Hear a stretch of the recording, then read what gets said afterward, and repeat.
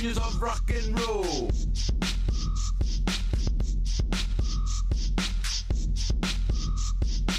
Mad genius of rock and roll. Everything. Well, hello and welcome to the Daily Atheist Morning Show. I am your host, the amazing Super Chris. Thank you for joining me this morning. It's Monday.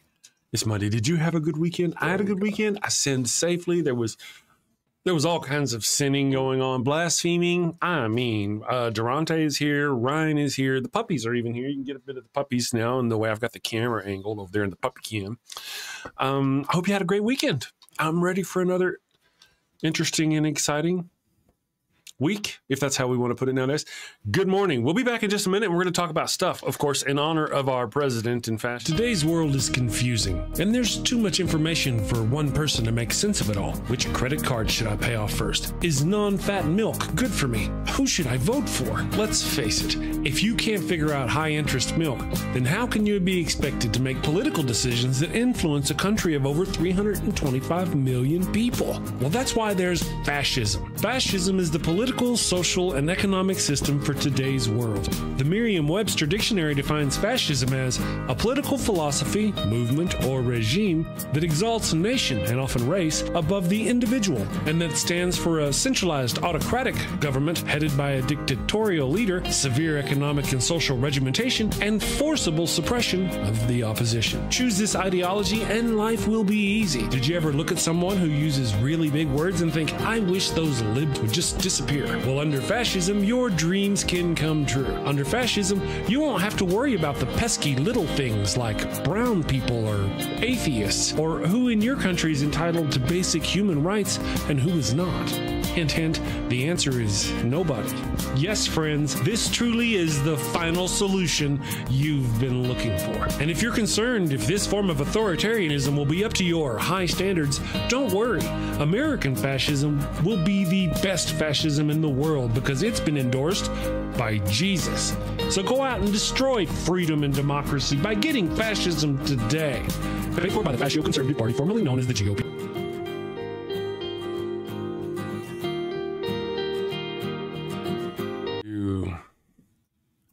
And we're back. Hello. I hope you all had a wonderful weekend. I've got my cohorts, DaranteLaMar and Rion Cultastic with me this morning. Hello, everybody.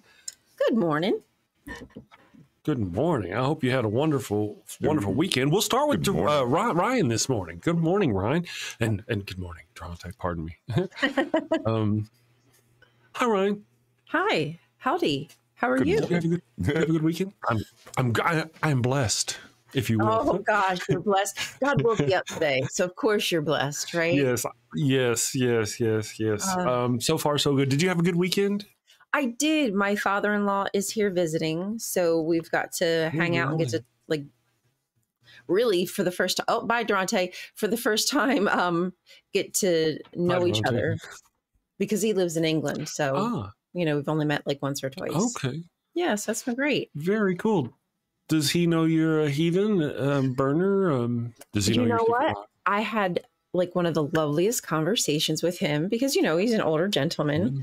And, he was talking about how he recently had this DEI training on his job. And he was saying how wonderful it was and how much he realized, like, how much he needed to change. I was like taken aback with like, really? Yes. Yes. And he was just saying like how you need to accept people for who they are. It doesn't matter their race, gender. Like I honestly was just like, I had no idea. So it's been absolutely lovely. He's on the same like wavelength when it comes to Gaza and Israel. So I was just like, yes. I like you guys. I like you. That's all. You may have to keep this one. I might have to keep this guy. Just a thought. Maybe just for the father-in-law, quite frankly. Right, there you go. Keep them around. Oh, yeah. I want to say yes. Well, that's good to hear. Great to hear that. I'm glad you had a good weekend. Yeah. And Darante, how'd your weekend go? Were you productive? I bet you were productive. Oh, I bet. Oh yeah, it was an excellent weekend. What do we do? My youngest daughter had a ballet recital. My boys had a band program yesterday, so we had all of that going on. In the midst of rolling out, of course, we've rolled out our new course, so we have over 30 students now in our Bridge City How We Changed the World course. So I'm super excited about that. And we rolled out part 2 of our sabbatical series for Sunday sessions, which are the pre-recorded ones. Rolled out part 2 yesterday, even though I had to do it through a live because it didn't get finished editing in time. But it was, so yes, definitely a productive weekend. Wow, man. Dad doing it all. Awesome. Right. Well, well, that's good. Good to hear you had a great weekend, and you both sinned safely, lots of blaspheming, taking care of the business. We got a lot of wonderful people in the chat. Nancy says, "Doomsday cults, baby, let's go." So I don't know if you guys, because I know you guys just roll out of bed from all your sinning and heathen and whatnot, and you pop up the stream, and you usually don't even know what the show is about. So I will tell you what today's show is about, because I know you're dying to know. But I forgot. Yeah. I know it has something to do with like death cults. So hold on a minute. Let me look. Here we go. Live. Okay. So the topic of the day, Jesus.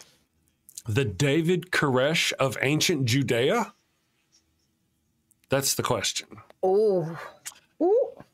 That's the topic of the show. Like See, that's the topic. So, and then on the image, I've got an image of Jim Jones, Jesus Christ, and then David Koresh. Yay. So, and that's probably why Nancy kicked in the door going, death cult? Did somebody say death cult? Yes. Somebody called. I want to start by saying good morning to OB Atheist, Deviant Outcast, Nancy, of course. Good morning, Nancy. Henry Mars, the Shaken Fist. Good morning, the Shaken Fist. I hope you're doing okay. Hugs. Some of us are having challenging times in these challenging times. So just mental hugs to you guys. Thoughts and prayers. Thoughts and prayers. We're going to lead a prayer circle around. Well, all we need is a seed. What's it called? Damn it, Darante. What's it called? Oh, seed offering. Oh. Seed offering. All we need is a seed offering, and then we'll start praying for you. I'm just saying. Just a little sprinkle, friends. Just a little. That's it. Yes. Sprinkling. Yes. Sow a seed and release the glory. Hallelujah. That's right. May God carry you on the wind. Let's see it. Yeah.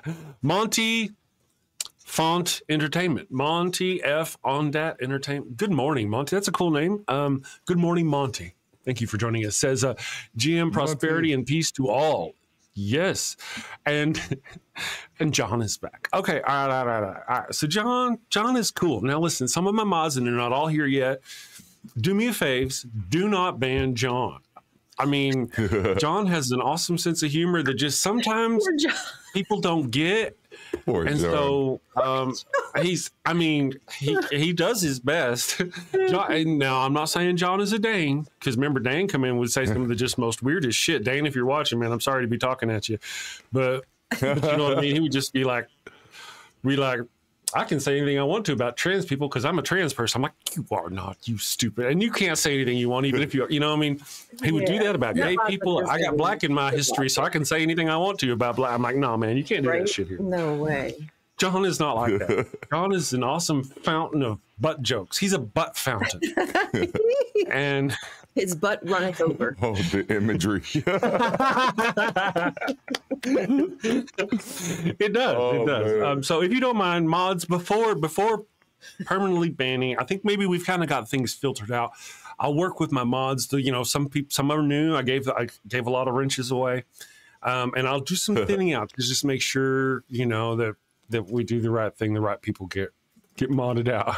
Darante, I remember I'd pop over to Darante's live streams and that'd be all cool. Everybody's like, cool. Hey, man, how's it going? Then some antagonist would pop in. They're like, Darante sucks. Bam, they were gone. There was no debate. There was no, I just do. It's like Darnea beat them like a dirty rug and they're no longer visible in the chat. Like, okay. So, but if you don't mind, mods who are watching, if you do have a problem with John, you know, please come to me or time his ass out for 30 seconds. And I mean, it happened, it's fun that way. I didn't either. I just noticed he was gone for a few days. Every now and then I've had to do that. I've gone through, I'm like, where did so-and-so go? And I didn't actually finish going through the list. I really should, because other people have disappeared too. But I was like, where's John? I haven't seen John in a day or two. Maybe he just got busy off sinning somewhere. And then I thought, well, you know, maybe let me go look. And John didn't say anything. Dude, say something next time. I usually check that just to see who's been banned. Yeah, I do. Well, I thought, what I need to do is I need to narrow down who can do the banning. But there are some people that I highly respect. I'm going to use Praggy as an example, okay? Oh, of course. Pragmatic Crystal is a fantastic moderator. She does a great job.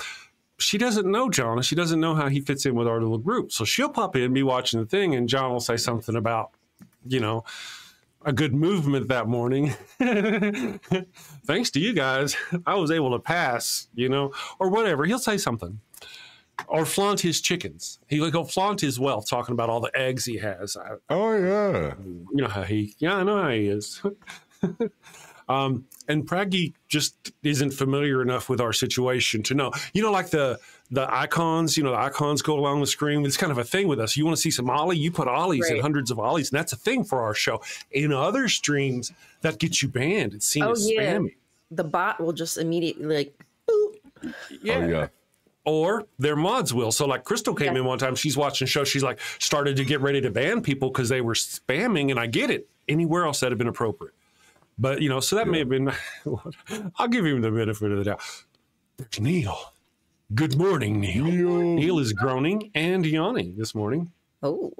So the Lord decided to let you live with us one more day. Good morning, Neil. I'm going to be on Neil's show. I got an invite. I was prepared to put it on the calendar this morning, but I will be on Neil's show coming up very soon, June 28th, because he's got a very packed calendar. So that's actually, I see that as a soon one. So thank you for that, Neil. I'm looking forward to that. And that's right before I head out. That's the week before I head out for the, don't tell me, I know this one, the Ark Encounter protest. Oh, yes. Yeah, that's going to be fun. Ark Encounter protest. Let's see here. Larry Scar's here. I got fancy chickens, lay blue and green eggs. That's cool. You and John should get together and get your chickens with his chickens, and y'all could have all manner of fancy eggs, and you could start your own egg cartel. I get a percentage since I came up with the idea. I'm an idea man. Just there's a link below, you know, where you can send the checks. Let me see here. Oh, that's Ryan talking. You know, Ryan, you have a fan. As a matter of fact, I think one of your biggest fans on the show is the evil one. Oh, you know, we watched. Yay. Yeah, she thinks you're fantastic. You and your whole Ashira thing and all that business and your Theocracy watch. She really enjoys your Theocracy watch. You know, Theocracy watch. Yes, I'm sorry. Say again. I just said that makes me happy. I like to hear that. Oh yeah. Yes, so you're. I don't know how I should say this. Technically, her favorite on the show. I'm coming in as close. A hot second. Oh no! Darante, you know how it is. You know how it is. Yeah, you know how it is. I'm just the comic relief. The plucky comic relief is all I am. That didn't scare me at all. Well, at least I don't have to pee. Sorry. As you get older, bladder control is one of the things. Especially when you yank on it so much. Thank goodness for oof. Nancy says Ryan makes women moist. I like that. I'm not against that. Splash waterfalls. You know, I mean, yeah. Yes. Yes, that was Pickle.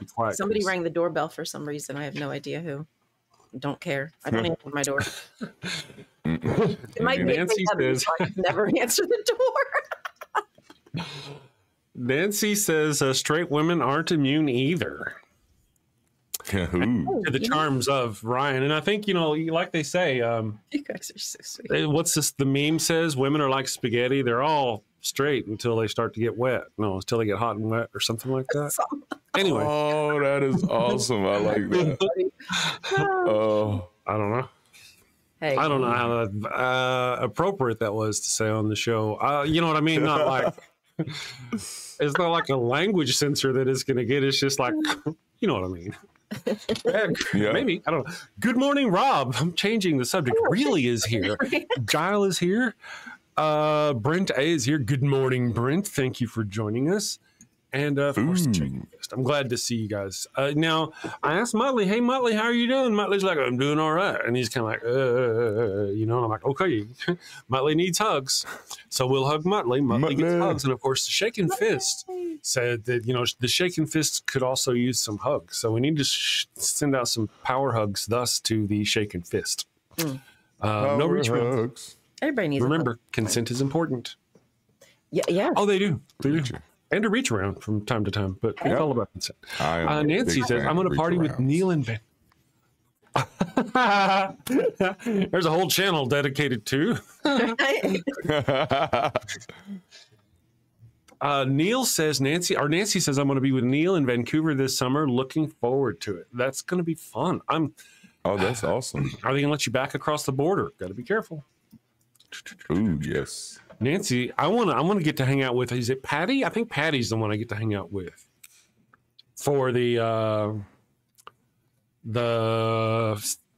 Ark Encounter protest that weekend.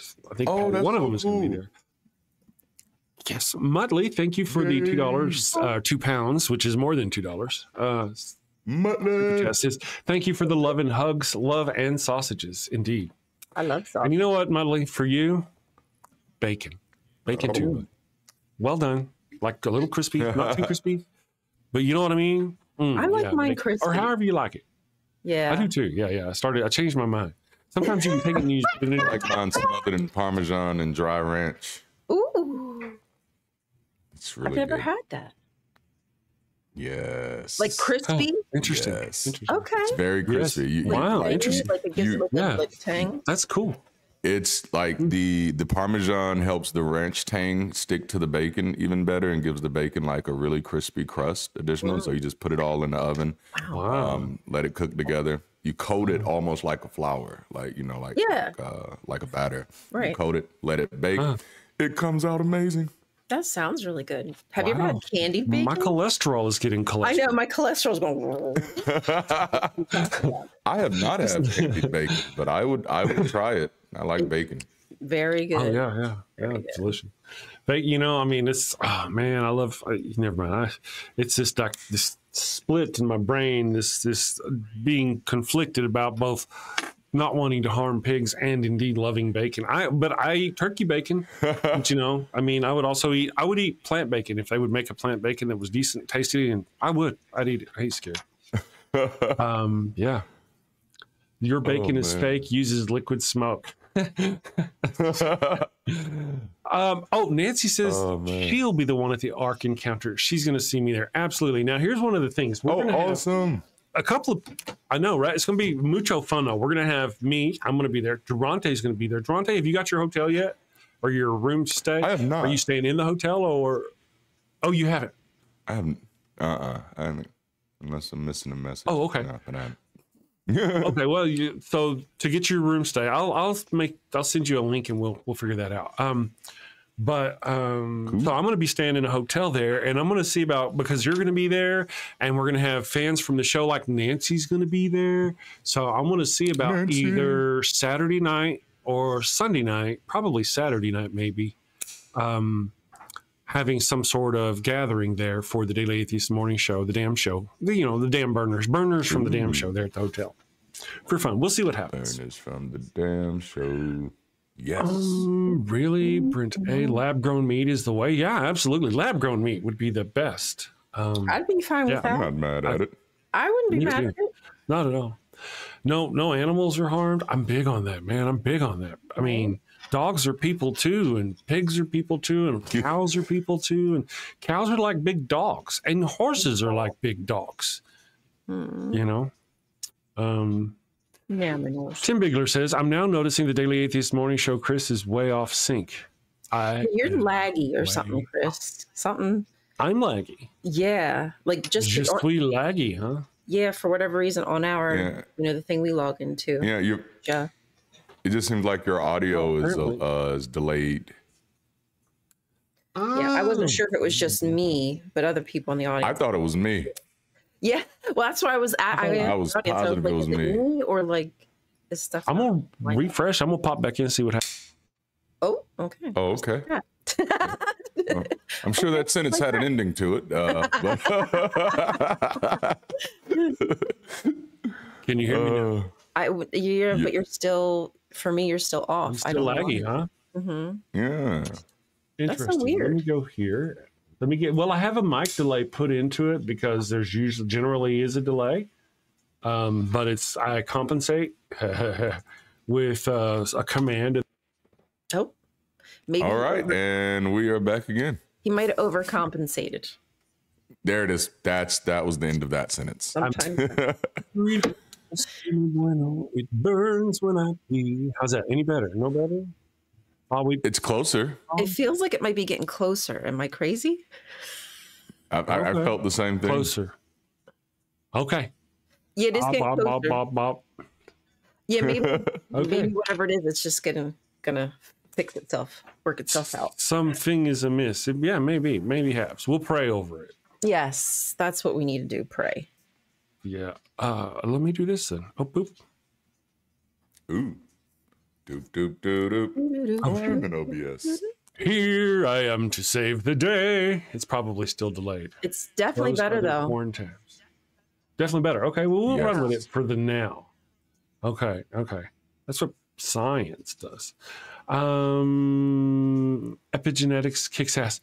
I'm already getting lengthening the lives of dogs. I would love, dogs are so wonderful. Lab-grown meat, fusion power, bacteria to eat plastic, figure out how to, I tell you, all those things are wonderful, shaking fist. And I don't want to bring you down today by telling you about all the things that have been destroyed by the Führer of the United States. But we've really taken a step backwards scientifically over these past months. Decades we've lost. Tell me about it, man. It's an RFK, man. I'm the time that I had this week, and I just kind of watched a couple like little interviews and things with him, and yeah, he definitely has a brain worm. Yeah. Something's not right in there. But yeah. Right. Obi Atheist says, "Dear Holy Yoda Tube, please bless at Chris so his voice comes out of his mouth, not his ass." Never gonna happen. I always speak before I think. So it may be better. That's good to know. It may be better. I may need to restart my computer and bless it and pray it over it and all that stuff. Yeah, Yes. Put some oil on it. Let's see. Put some roller. There you go. Tony B. Note Talk. Tony, good morning, Tony. Thank you for joining us. Let's see here. I've got new things going on. I want to remind people that I've got a new channel, and it's the Theocracy Watch. I'm dropping clips from the Theocracy Watch that we do on here, and I'm dropping it over there. And I'm also dropping my own Theocracy Watch videos over there as well. So if you don't mind, go subscribe to that. The link is above. Don't go subscribe to it if you don't like Theocracy Watch. If you're into the morning show and you don't really like watching that, then don't do it because it'll just hurt the metrics. But if you enjoy the Theocracy Watch, you want to go see it in playlists and stuff, go check it out. The link is up there. It's a whole new channel just for that. I'm using the Theocracy Watch that Ryan does here.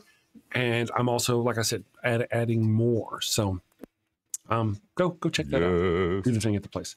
Simply Secular Dave. Chris looks like he's one of those delays that censors use to catch the bad words. Yeah, I don't know why. Like, great. We're just waiting to push the button. Yep. Yeah, let's see if I stopped the camera, so that was a really good beep. Yeah, well, I don't know. We'll just have to roll with it today for the now and see how it goes. I have a poll. Now, the evil one made a suggestion. The wife made a suggestion. Okay. Normally, I just read the poll. Good morning, Captive Desk. Dave and David and Dave. The wife made a suggestion that I vote on the poll. So today's poll, I'm going to pull it up over here on another browser. And I'm going to log in as the amazing Super Chris Mallard, and I will also vote on the poll. I will send a link to my friends, Darante and Rion in the Discord, and they can go vote on the poll. And then here in a bit, or as we go, this is kind of the thing. We can talk about it as we go through and, do the thing. It'll make the poll more interesting. We think. We'll see what happens. By any chance, does your computer say Fisher Price on the side of the page? Computer take over. I know that's a floppy disk.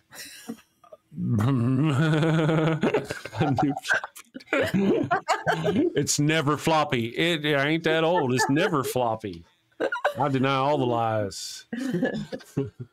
Okay, so let me come over here. So we're going to go to here, and I'm going to post this in here. Post, paste, and then boop. Paste. So the question of the day is, the question of the day is, which modern cult leader is Jesus most like? David Koresh from the Branch Davidians, Marshall Applewhite from Heaven's Gate, Jim's Joan from the Massacre at Jonestown. Jungle guy. Yeah, I know. That's a toughie. I know. Let's see. Let me go here. I'm going to put this. Can I put it there? Put it there.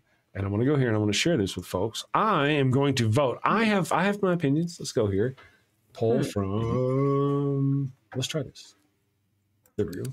Share. That is not the one. I am learning. I learn. Why worked out doing that? Anyway. All right, so let me go here. So I'm going to vote, but I'm going to vote for David Koresh, not David Koresh. Jim Jones. No, all right. We need to think this through here. For a moment. I'm not sure. Damn you, there it is. I've already voted. Get your shit together, Chris. Did you vote? All right, okay, tell us who you voted for while I get my shit together. Who'd you vote for? Yep. I did all of the above because they're all pulling from his playbook. Oh, right. There probably would be no Koresh if it weren't for Jesus, correct? That's right. That makes sense. Yep. That makes sense. Right. They are all his little acolytes, his little lieutenants. That's right. His little Padawans. Can you post the link, Chris, in the chat? Where's the link? The link. I would post the link. Here's the link. Boop, boop, boop, boop, boop, boop, boop, boop. There is the link, Brent. If you'll go vote. Vote now, vote often. Like the conservatives. They'll know how it goes. Okay, so David, but for diversity here, I'm going to make a choice. I'm going to make a choice here to see which one I think most exemplifies Jesus. Okay, so the Branch Davidians are so that the Marshall Applewhites unalived themselves. So that's not really a Jesus Christ thing. He really wasn't about that. I said Jedi's here. Yeah, so Marshall Applewhite, we'll get him off the list. David Koresh did take his folks and hole up with them, except the difference is whenever the authorities came to get David Koresh, he didn't go with them. He was willing to let the Romans burn it all down rather than going with the Romans and facing the Roman court. Right. And Pontius Pilate of the day. True. Okay. Now, I think that's kind of the only difference. Now, if we move on to Jim Jones, the difference with Jim Jones is his people actually just turned on each other. A lot of them drank the Kool-Aid not knowing what was in the Kool-Aid, had no idea what was in the Kool-Aid. And a lot of them refused to drink the Kool-Aid. And those that refused to drink the Kool-Aid got the AK-47 from the true core believers. You know what I mean? Yeah. So if they didn't drink the Kool-Aid, they were gunned down by their own followers. This guy here even gunned down a senator. Had his people gun down a U.S. senator that was there overlooking stuff. So it's a little more militant than. So I think actually technically the closest would be of that group, I'm going to go with David Koresh because, you know, the only difference would have been had he actually gone willingly with. I was leaning more towards Koresh. The only thing about Jim Jones that I thought was interesting is because he led them away, just like Jesus kind of did go into the wilderness. Now, he didn't necessarily lead people with him, but who's to say he wouldn't take them out into the wilderness and then have something, you know, sacrificed from them? I don't know. But yeah, I think, you know, Jesus was captured in Gethsemane. What would have happened had he known they were coming, really known, and had been able to flee? You know, things could have been a lot different. It could have been a lot more had he had more people to fight with him, because he was trying to be a Messiah, right? A Messiah is a physical, violent leader who defends and frees the ancient Israelite people, Israeli, ancient Hebrew people. I'll get it right one of these days. And Jim Jones was all new agey. That's a good point, Brent. He was like the Elvis. He reminds me a lot of Elvis, doesn't he? He was a megachurch pastor. Like he's like the pre-concept of what the new flashy megachurch pastor. I think what's that guy? Reverend Ike came out shortly after that, who did become the person that's kind of responsible for people like Creflo Dollar and that whole prosperity movement. It came out of the mind science, which Jim Jones was one of the first proponents of. But Reverend Ike made like a buttload of money on it, and it was super new agey. And then the churches brought it back in and made it more doctrine centric. Okay, yeah. Let me see here. John Hudson says it puts the Kool-Aid in its body, or else it gets the shoddy. The shoddy. Yeah. Pow pow. Nancy, I visited the Branch Davidian compound in Waco recently. The main building is filled with Trump prophecy posters and articles. It wouldn't surprise me for them or a group like them to take over the mantle, take him over as a mantle as a reborn leader or a reborn Christ. But I've also talked before about how 500 years from now, there'll be this book by this Messiah, about this Messiah who is David Koresh, who is tormented by the government and who is betrayed by somebody or something. They're going to have their holy books around David Koresh. And this was whenever I wrote my book back in 2013, 12 years ago. And they still have Koreshians. They're still here. They're still there. What the hell? That's so freaky, bro. Yep. It's, yeah. I mean, like, you failed. David, you're a failure. Yes. Get over it. But didn't Jesus? Yep. Yeah. Dude's a failure. Oh my God. Yes. Failures all the way down. God, right?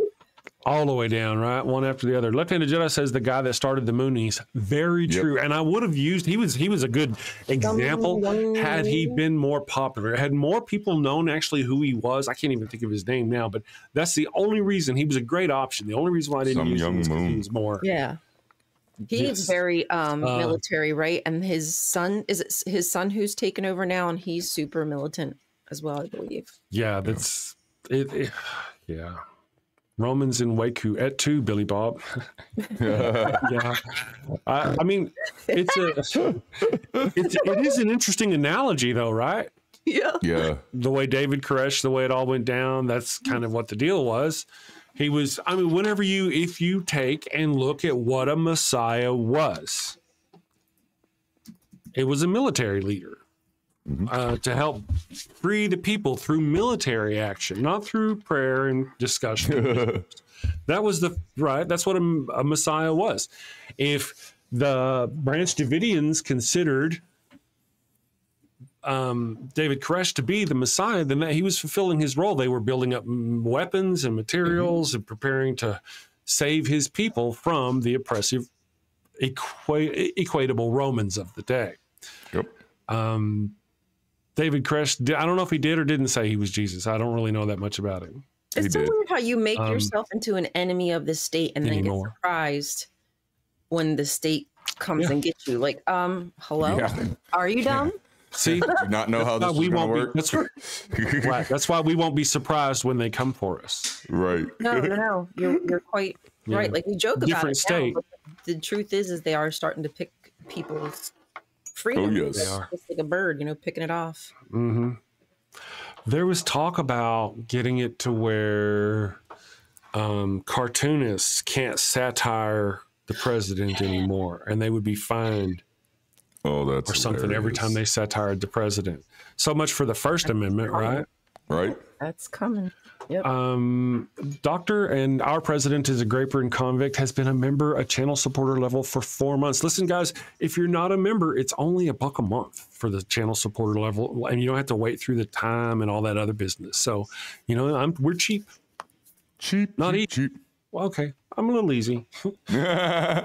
So thank you for that, Doctor, for staying a member. We appreciate you. Miss Non Sequitur, what about the Applewhite guy? You know, with the Hail Bop comment, he's actually listed in our options. The only reason why, good morning, Miss Non Sequitur, by the way.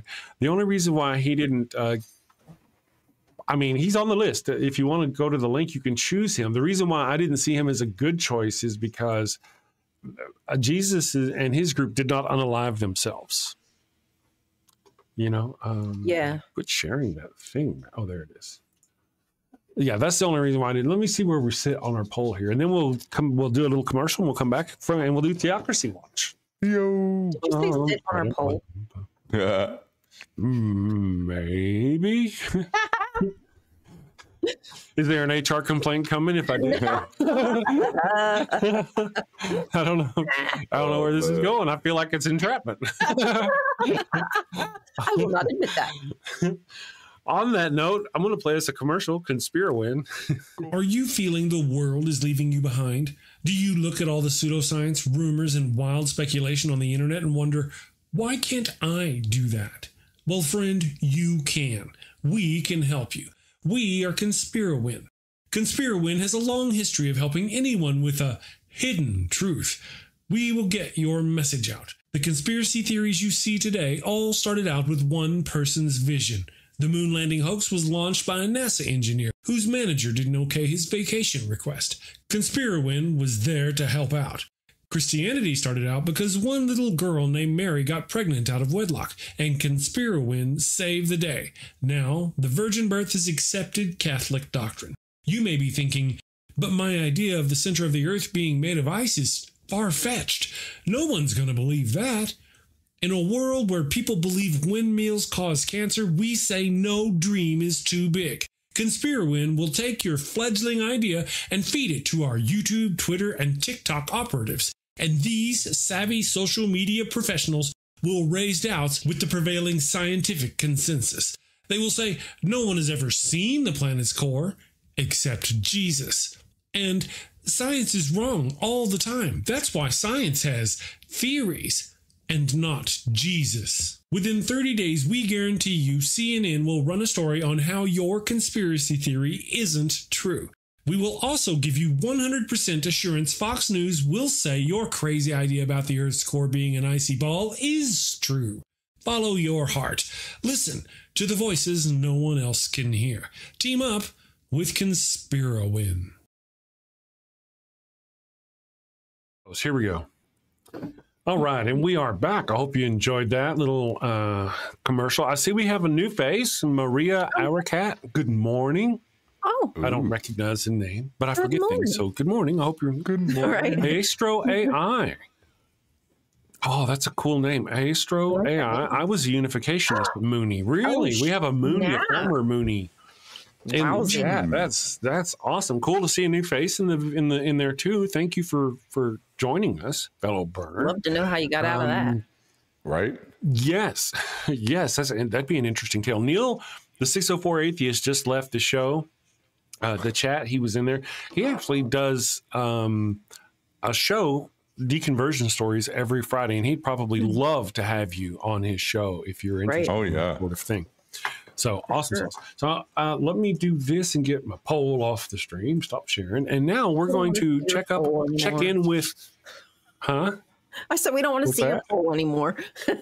That's a lie. It's a lie. You're lying. All right, now we're gonna check in with the lovely Rion Cultastic for Theocracy.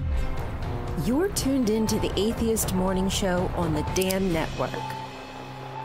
And this is Theocracy Watch. When the nation's top health official profits from conspiracy theories, spreads anti-science propaganda, and dehumanizes autistic people and calls them an existential threat, it's not just a crisis of competence. It's a pseudo-scientific theocratic grift. Welcome back to Theocracy Watch, my fellow skeptics, where we track what happens when religion drives policy and health becomes a moral judgment instead of a human right. Robert F. Kennedy Jr., now serving as Secretary of Health and Human Services, has a history of disseminating dangerous conspiracy theories and profiting from them. According to a report by the Democratic National Committee, Kennedy failed to disclose hundreds of thousands of dollars he earned from his anti-vaccine crusade, later amending financial disclosure forms to reveal he had actually earned over $1.2 million from his nonprofit, Children's Health Defense. Just listen to this man. Here are some quotes. Autism is a holocaust. It is wiping out a generation of American boys. End quote. Quote, wow. We've seen this explosion in chronic disease and neurological disorders, and nobody in government is asking why. I think the answer may lie in the vaccine schedule. End quote. Oh, no. Quote, the MMR vaccine is contaminated with DNA fragments from aborted fetuses. That's a fact. End quote. Quote, autistic children will never pay taxes, never hold a job, never go out on a date. End quote. Wow. These sentiments are a part of a calculated ideology, one that fuses moral panic with religious rhetoric and casts medical science as some kind of godless threat to purity, family, and faith. And what's more alarming, the language he uses to describe autistic people isn't just dehumanizing, it's reminiscent of rhetoric. He frames them as tragic errors to be prevented, not people to be supported. His rhetoric is beyond ableist, it's authoritarian, and reminiscent of evil empires we fought to dismantle. And remember, RFK Jr.'s own family history is steeped in this mindset. His Aunt Rosemary was hidden away after a failed lobotomy, ordered in secret by her father when she showed signs of cognitive delay. She was institutionalized for most of her life, cut off from public view, and treated as a family embarrassment. That legacy of shame and silence is alive and well in 2025, and now it's got a government salary. RFK Jr. doesn't belong anywhere near public health, but credentials don't matter in a theocracy. Faith does. So until next time, stay aware and be curious. Wow.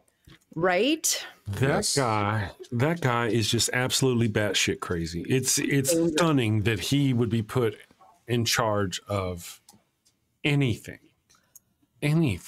What are his credentials? How do you have Trump just puts people into office because they are yes men and they will do what he wants. Yeah. Not because they're any kind of caliber of human.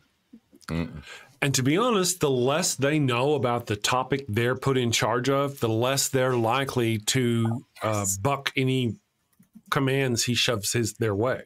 Because they won't know what they're doing. Yep. They're like, okay, well, he's like, shut off the water to the fire hoses. He'll shut off the water to the fire hoses because they don't know what they do and why they're there. As we've seen. I mean, it has been absolutely crazy. And yeah, I forgot to add that what Miss Non Sequitur said, he's going to fix us all before September. So allegedly by September, he's going to have the solution to all these problems. Whatever that may be, I have no idea. Yeah. And I don't know what's happening with that registry. Remember, I said that there was an autism registry that I don't know if it's still in the works. I think they kind of hushed it, but I still think it's going to happen, if you ask me. It probably will. Yeah. Yeah. There's probably a whole lot of lists being put together right now by the far right. Yes, he is a eugenicist. Yeah, that's what RFK says. He's a eugenicist. That's right. Yep. Yeah, no doubt. Maria Ericat says, ugh, I got to scrub after that one. That's true. This man, here's just a brief list. He's got the brain worm, the dead bear incident. He admitted to dumping a bear carcass in Central Park years ago. What? Oh, you didn't know about that? No, Okay. No. You knew about the brain worm, right? So here it is. Let me go. Kennedy disclosed that a parasitic worm had once consumed part of his brain. He's really being generous with the word part of, leading to cognitive issues. He later claimed full recovery, but the admission raised concerns about his health during his presidential campaign. There's a dead bear incident. He admitted to dumping a bear carcass in Central Park years ago, an act that baffled many and added to his list of eccentric behaviors. That was because he hit it with his car, I think, and killed a bear with his car, and then put it in his car and drove it into Central Park for some reason. Okay. Vaccine misinformation. I have a hard time with that one. I know, right? I'm just trying to imagine him picking up the bear just single-handedly and just like, yeah. Like, I'm like, how big was this bear? It's better. How big was this bear? Right? Was it a cub? At this moment, that's what I'm thinking. I'm like, did he kill a baby bear? Oh man, it gets worse. Yikes. Yeah. Okay, I thought there was also something to do with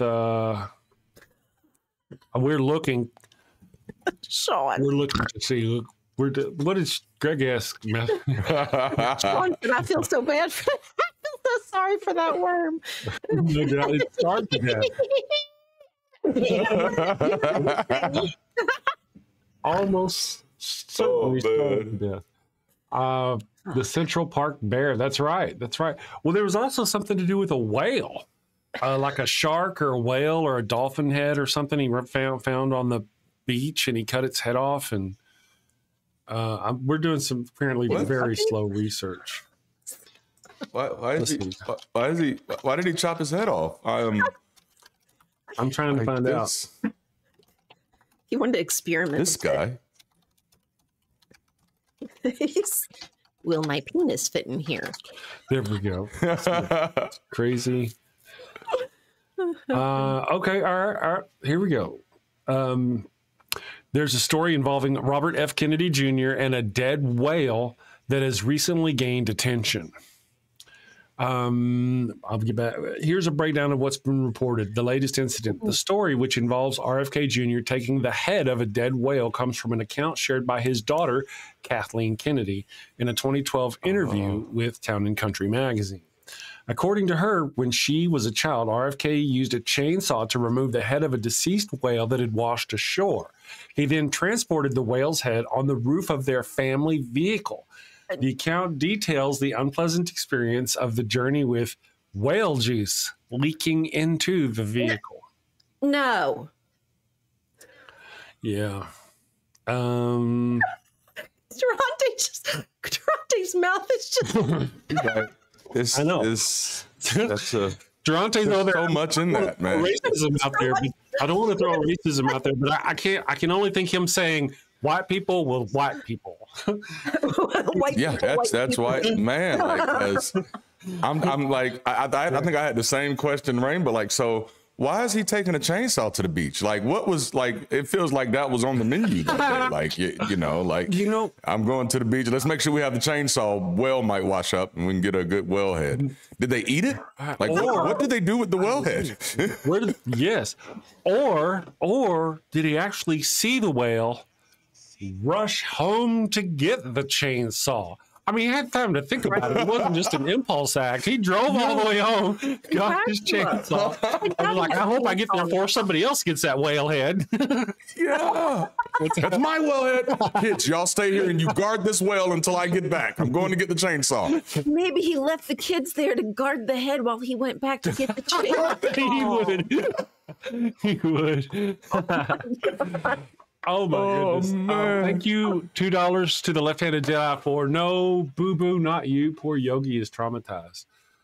No doubt. Oh, no, boo-boo. Thank you. Yeah. Hey, yo, boo-boo. Boo-boo wasn't moving fast enough. Knees to chest, Yogi, or boo-boo, knees to chest would have saved him, but no.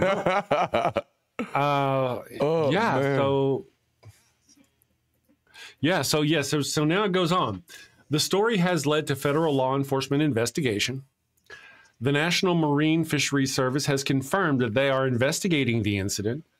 Of course, that's probably been put off now, right? Because he's you know how that goes. RFK's response, Junior's response, He has acknowledged the investigation. He has also made comments suggesting that the timing of this investigation is politically motivated. Right out of the Trump playbook, by the way. Right? Yeah. Well, no, it's just that it just now came to light because he got popular and people started telling on shit that he had done. Exactly. Yep. Sean Alexander, ever so wisely, says RFK Jr. should not be allowed to operate any kind of machinery. No. And see, Let's Make Show, the Let's Make Show, thank you for joining us this morning. The Let's Make Show says finders keepers. Oh, yeah. Killer whale is a kind of dolphin, not technically a whale. No oil. So it's not like he was getting any whale out of it. Is that what it was, a killer whale? Let me see what else is. Additional context.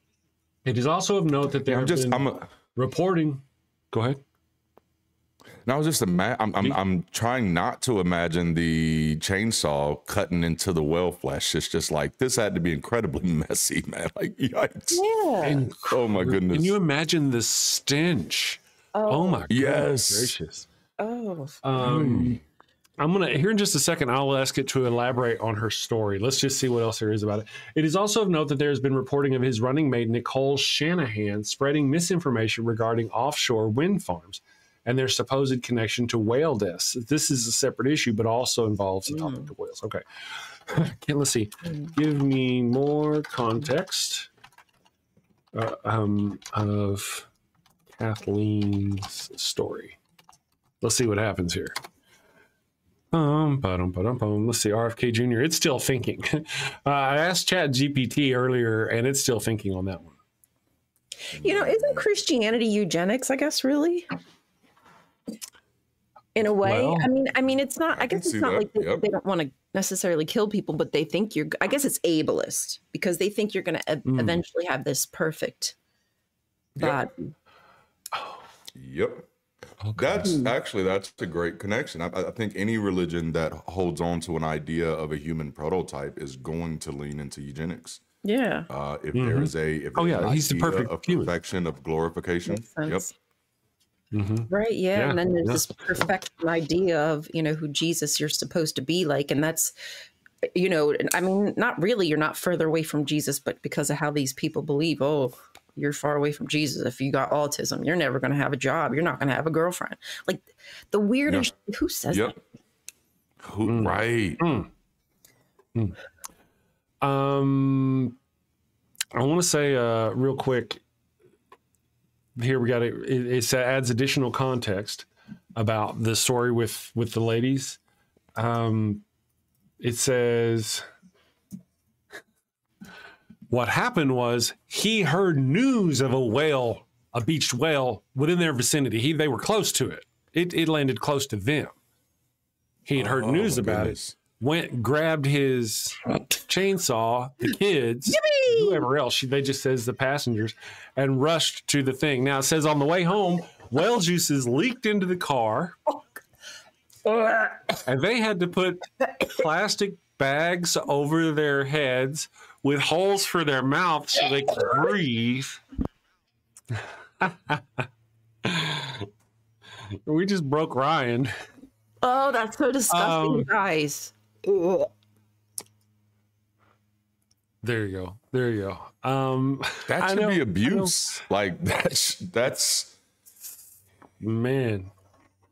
Goodness gracious. It's such a rough.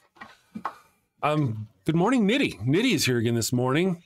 Nice to see you. I hope everything is going great. Nitty says, thank you. I want to say thank you to Darante for I want to say thank you to Darante for coming around, the support, and checking on my ideas. Okay, cool. I really appreciate it tons. Darante, you had some hilarious shorter videos. To Ryan, you had some hilarious shorter videos a few years ago when I found you. I have to say,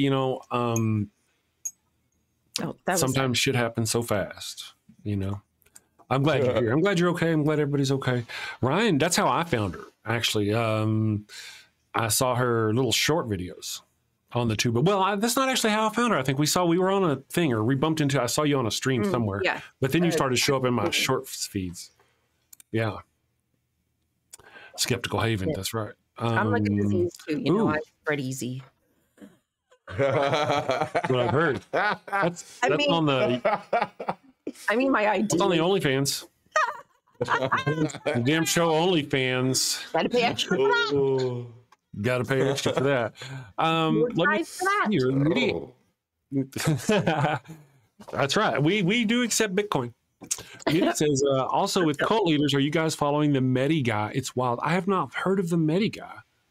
Who? Is there a cult leader named Medi going around? Was that like over in India or some business? Mahdi? Could you clarify? I'm not familiar with it.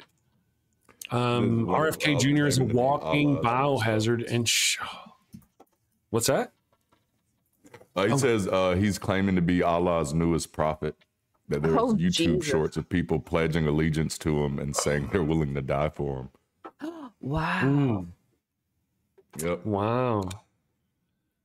Yeah. Not a surprise. Disappointing. No. Not at all. But I've been wondering, not a surprise. when is somebody gonna like overtake Jesus? You know what I'm saying? Like I was wondering when somebody would gain enough to kind of do this, like overtake Muhammad. Like is that gonna happen? Yeah, I don't know. I think Muhammad is overtaking Jesus currently. Oh yeah, I definitely think, and to be fair, I kind of think a lot of it is because of what's happening in Israel. I think it's kind of making a lot of people look at like the Palestinians' faith and going like, "Wow, I want that." Right. Yeah. No, I mean, for me, I'm good. No, thank you. I'm happy if it makes if it keeps you sane while you're going through this craziness. But I no, thank you. Right. Absolutely. It's It's this is such a tough topic. I want to say it's Allah's fault, God's fault. It doesn't matter. Abraham, the God of Abraham. It's the God of Abraham's fault. Without the God of Abraham, these two peoples would not be constantly warring each other for thousands of years. That's just kind of the balls to bones of it. Good morning, Burns 313. Thank you for joining us. Finally got here. I had never heard of this other guy though. That's kind of interesting. You got to be careful because he's not. Yeah, if people see him as a threat to Islam and Muhammad, that could take care of itself because that's how they work. Oh, yeah. There. Interesting. I'm going to give everybody some goats this morning. And then when we get back from goats, what we will do is we'll do a scripture with Darante. So we'll be right back. Have you sinned again? Oh, and it's bad this time. A chicken just won't do. But wait, you don't have a goat for your burnt offering. Oh, no. The Lord's wrath is upon you. Insignificant person whose name I don't know, you have sinned. Probably. I shall smite thee. What do? You're all out of goats. She left you for another man. Fear not, my wayward child. Introducing Father Flanagan's line of goat-scented flesh candles. No goat? No problem. Just light one of these bad boys and let the sweet, savory scent of burning built flesh rise up to the heavens. Is that goat? It's easy, it's fast, and deluxe models even have patented technology that produces a goat screaming sound as the wick burns. Father Flanagan's line of goat-scented candles. Save a goat, burn a candle. Father Flanagan's line of goat-scented flesh candles are part of our You Do You Jew interfaith outreach program. When you sinned and need to atone, light a candle and avoid the stone. When the Lord requires that pungent smell, light a candle or you're going to hell. Right. We're back. No, carry on, girl. You got a good topic going on. As soon as you finish your sentence, we'll do the scripture with Darante. We're talking about there being a new Messiah all the time. Yeah, new Messiah all the time. And Darante, what you said, I think is very accurate when you stated that if it weren't for Jesus, quite frankly, we wouldn't really have all these people today, even Muhammad. Like that's all down to this one stupid ass story from a small ass place too. Like, right. I thought about that seriously at one point. Like, dang, how many cults have I heard of that were based off of Christian theology?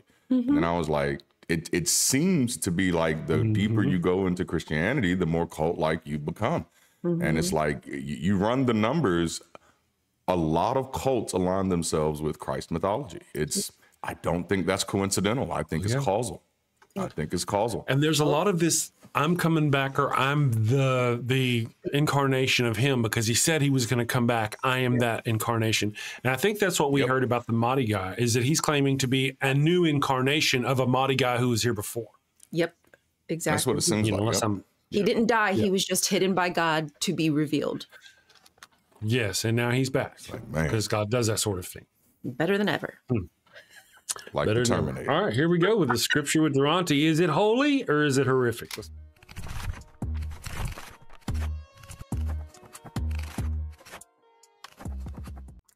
I don't like these guys. All right, folks, today we're going to be in 1 Samuel chapter 15, and we're going to read verse 2 and 3. It says, "This is what the Lord Almighty says. I will punish the Amalekites for what they did to Israel when they waylaid them as they came up from Egypt. Now go, attack the Amalekites and totally destroy all that belongs to them. Do not spare them.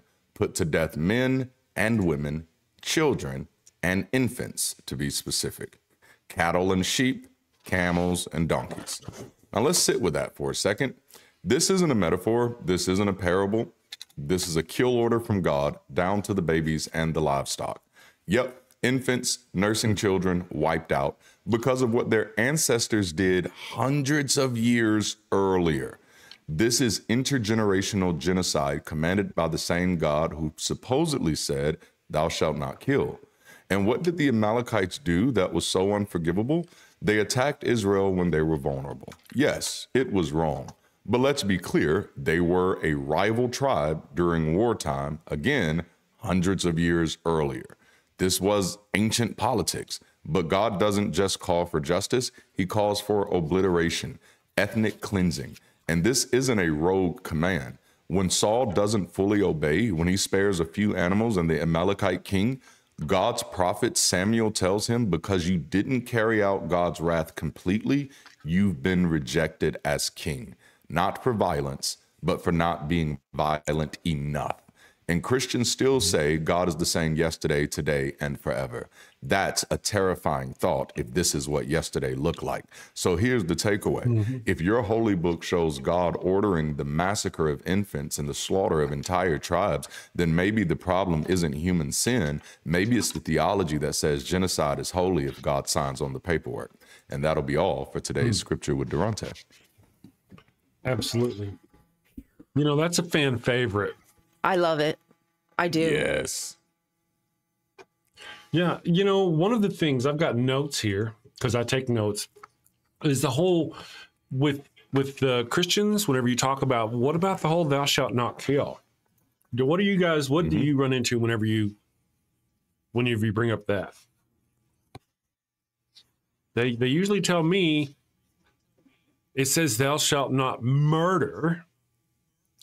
And then later in the kill order, whenever they're told to kill, that's to something to do with killing in battle. And that's not the same as murdering someone. Wow. Murdering someone, That's like hilarious. on this, murdering has no authority. There's no authority with the murder with. That's how they. That's hilarious. The main one that I've gotten is just that God is sovereign, so he can do whatever he wants to do. God is the creator of law and life, so he has the right to take it and to demand that it be done away with. So when God says do it, it's not violating the law because he is the law. I think it's just semantics.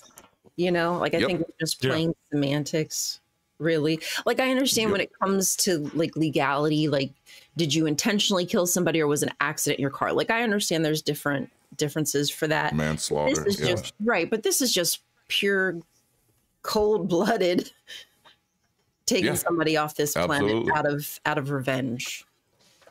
Yep. That's an interesting. Yeah. The differences are subtle. In some cases, sometimes they're not as to why it happens. Right. So what happens when somebody breaks into your house and threatens your life? Does that thusly apply as well?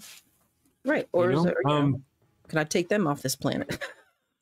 Very true. Right. Now, the other thing was the good point that Darante made there at the end about they're about Jesus. No, that was the Old Testament. Jesus is life and love and mercy.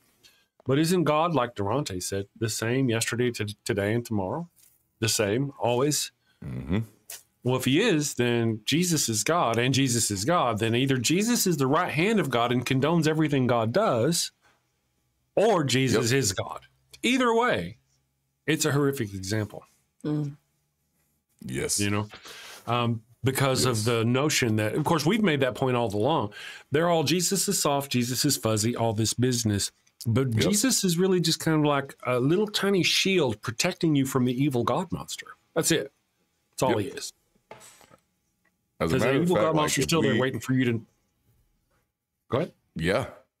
I was like, if we thought about, like, let's say the Native Americans adopted Christianity, this version of it, then how would they treat Americans today? The Americans would be kind of like Amalekites to them. And their God would license them to, hey, you know, because they did this to you 300 years ago, 400 years ago, let's go kill every single one of them. Like that's when we look at scripture and take it out of this light of Israel versus anybody else and just put anybody else in that situation, we immediately see how scary it is. We immediately see how problematic it is. We would give nobody else permission to have a religion that kind of provokes these type of ideology, because this is insane. This is inhuman. But it's that inhumanity in scripture that has allowed for people to condone inhumanity in life. Agreed. Over and over and over again, like a sport. Yep. You know? Olivia Maynard, good morning. I don't recognize your name. You may have been here before. I'm not sure. Good morning. That's the Torah, not the New Testament. I see you say that. That's the Torah, not the New Testament. Yeah, that's What? But that's what we're talking about. I want you to realize the Torah speaks of God. The New Testament talks of Jesus. Jesus is the representative of God. He does not. I mean, so if you try to separate the two because one is ugly and Jesus is nice and peaceful, but what happens to you if you don't obey Jesus or don't follow Jesus or don't love Jesus? You get fed to the evil God monster. Still there. Yeah. It's still there waiting for you. Thank you. He's a nicer representative of God, I guess, allegedly, but he's still representing. Allegedly, yeah. He's still the lawyer for God. You know, he's still representing a criminal. It's like complaining about happens, something that Darth Vader does and saying, well, no, that was Return of the Sith, not Last Jedi. Like that's not an argument. That's not an actual defense. Or are we going, oh yeah, that was Emperor Palpatine who did that, not Darth Vader. Well, wait. Yeah. Who commanded it? Darth Vader was promising peace, you know, or, you know, anyway. Jar Jar Binks was Jesus, says, Mishu back. Misa back. I dig it. Left-handed Jedi. He's more likely to be, I was really enjoying the notion that he was a secret Sith Lord. Oh, that would have been fantastic. Opportunity. That'd be awesome. Yep. And if you go on the internet, if you're not familiar with it, you can find a YouTube video out there that details the signs that they put in there that he was going to be, you know, but he got such a bad review that they dropped that idea. But if you go back, like he says things, he moves his hand like, you know, you will go with Misa or whatever, you know, and he does like Jedis can only do certain physical things because of the force in them, but you'll see him jump up and spin around and splash in the water. There's a lot of things that say he's total Jedi or total Sith. Wow. Go watch that video. It's a great video. If you're into Star Wars, man, Jar Jar Sith.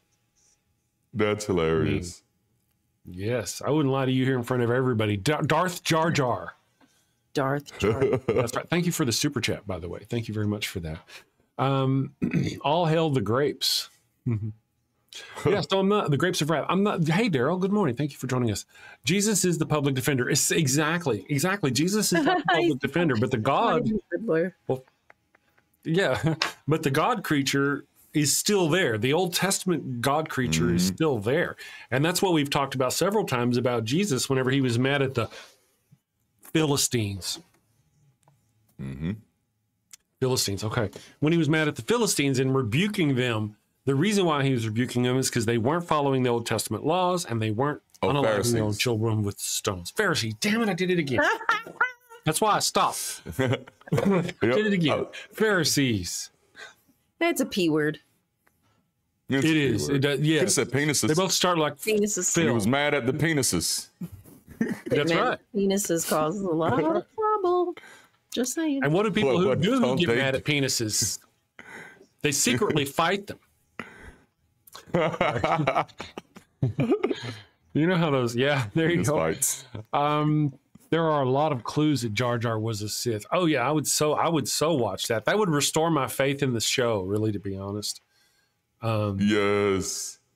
Anyway, Infidel, not really. Star Trek is way better. I have to say I feel so much, and it's not. I do obviously feel Star Trek is better because they failed Star Wars. Kathleen Kennedy and the production team who wrote up these last 3 Star Wars movies, I feel failed. They really failed Star Wars where they could have done better. I can say the same thing about Star Trek. With this last Section 31 movie, that was horrific. That's the worst. That's not just the worst. All right, we'll put it in the category worst Star Trek movie, period. Worst. Boom. But then it also goes into a category of just worst sci-fi. Just worst, shitty, poorly written, poorly executed. You're sitting there going, oh, yeah, this is going to happen. That's going to happen. Why would you do that? Well, that's just stupid. Oh, yeah, that's stupid. Yeah, why were you? Oh, yeah, this is just so obvious. No, I can't believe they're going to do that. You know, the whole movie was like that. It was horrific. Do I have any seconds on the whole in the chat? Give me a thumbs up or a thumb something. Give me some acknowledgement in a visual fashion that you agree that Star Trek Section 31 was unfortunate. Thumbs down. Look at Ryan. Thumbs down. Have you seen it, Ryan? No, I have not. No, save your tears. Okay. for the movie. Don't bother. You know, you guys are still in Voyager, right? Yes. Right now. Do you know what season you're in? I think we're still in season 1. Okay. Because my father-in-law's here, we haven't been able to really watch. Oh, that's right. Mm-hmm. Yeah. Section 31, Left-Handed Jedi. I mean, man, I don't want to spoil it for you. Am I saving you or spoiling it for you? I just don't know, man. It is most unfortunate. Me and Jedi, we go back a long ways, many moons in our sci-fi love of sci-fi and universe, and we vibe on a level, you know. My brother from another mother, the mister from another sister, if you know what I mean. And I'm just saying, you will not be a happy person. Man. You will be less than happy. If you're over here and happiness is over here, you will be like less than happy. You're going to be over here on this side, and happy will be over here. And I wouldn't lie to you here in front of all these people. I might. Never. Because I'm an atheist. We're sinners. but yes. Sinners gonna so sin. Brent A says, yes. Brent A says Discovery was not good either. The first 2 seasons, it got better after that. I can only watch to the first, into the 4 seasons. I watched 4 seasons, or three whole seasons, I think it was. And started to watch the 4th, and I just couldn't make myself do it. I could not. It was Discovery I felt, and I have no problem with the woke issues. I love the idea of a first female black captain on a regular show as a regular, because other times they're like, well, she's the first black captain. No, they've had black captains before, black female captains before. They weren't series regulars though, and that's the honor that she gets. Because I don't want to take away from those women in the 90s who played on Star Trek The Next Generation as captains who were black. I mean, I don't want to take that away from them. Section 31 is a movie. It comes after, it's part of Discovery. So you watch Star Trek Discovery, and that's what we were talking about. Man, Star Trek Discovery is so, some of it's bad Star Trek, some of it's not even Star Trek. Some of it's really good, some of it's really shit. And it's not the people, not the actors. They all do a great job. It's the writing. The writing sucks. They really screw around. It's most unfortunate. And then they had this character on there, Michelle Yeoh's character. Thank you, Left-Handed Jedi. Thank you. I see that. He says, I feel your pain. They have this character, Michelle Yeoh character, on the show, and she was like one of the redeeming qualities of the show. One of the few things you're like, man, I'm looking forward to seeing her again, right? And they had this premise of going Section 31. It's like having a spy movie in Star Wars or Star Trek. They had like their own spy universe. They were going to have it. She's a badass.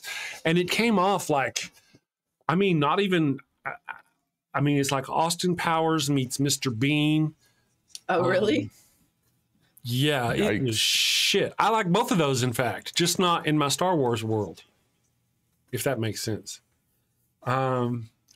Deviant Outcast. So what you're saying, Chris, is that you don't like Star Wars because the last movies were bad, but you do love Star Trek, just not the last movie because it was bad.